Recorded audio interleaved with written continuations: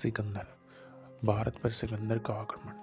सिकंदर का जन्म 256 ईसा पूर्व में हुआ था और सिकंदर के पिता राजा फिलिप थे, जो कि मकदूनिया पर अपना शासन किया करते थे और सिकंदर के गुरु अरस्तु को माना जाता है।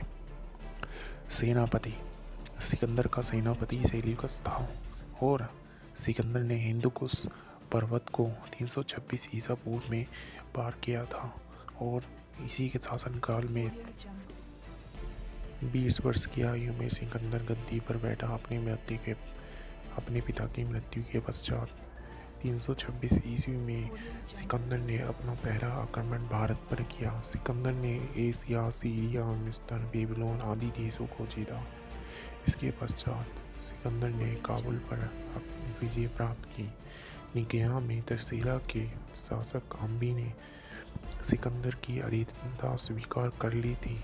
इसके बाद सिकंदर ने अपनी सेना को 2 भागों में विभाजित कर लिया था। पश्चिम पर सिकंदर का घोर अपमान हुआ था पुष्कलवती के शासक अष्टक द्वारा। सिकंदर का सबसे अधिक प्रतिकार अशोकों के राज्य में हुआ था स्त्रियों द्वारा। इसके बाद सिकंदर ने उन स्त्रियों का कत्लेआम कर अपने रास्ते से हटाकर सिंधु नदी के पश्चिमी भाग पर अपना आधिपत्य स्थापित कर लिया था। सिकंदर और पोरस। ओहिंद के पास सिकंदर ने एक पुल बनवाया। सिंधु नदी को पार करने के पश्चात सिकंदर राजा पोरस से मिला और उसे अपने अधीन होने को कहा, पर पोरस ने जवाब में कहा युद्ध भूमि में ही निर्णय किया जाएगा।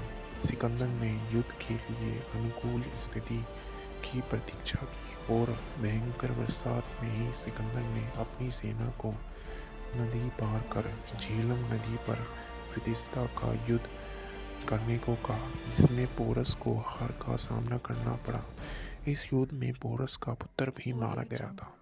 सेना का साथ छूट जाने के पश्चात उसके मित्र ने आत्मसमर्पण करने के लिए पोरस को मजबूर कर दिया था।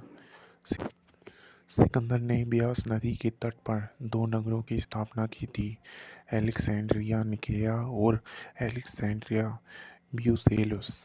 तो आज की कहानी यहीं तक थी। इसके लिए आपका धन्यवाद।